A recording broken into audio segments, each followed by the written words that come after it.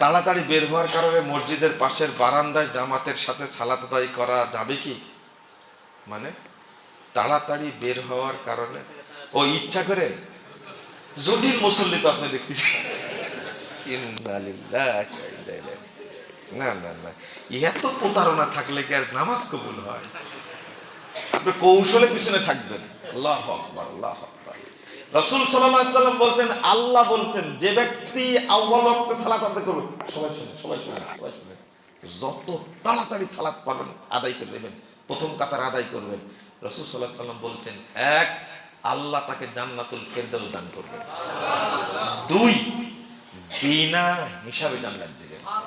তিন, প্রথম যে কাতারটি জান্নাতে প্রবেশ করবে এই ব্যক্তিকে আল্লাহ তাদের সাথে জান্নাত দেবে।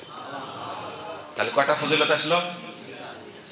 বারান্দায় থাকবেন আপনি, কেমন অলস রে ভাই।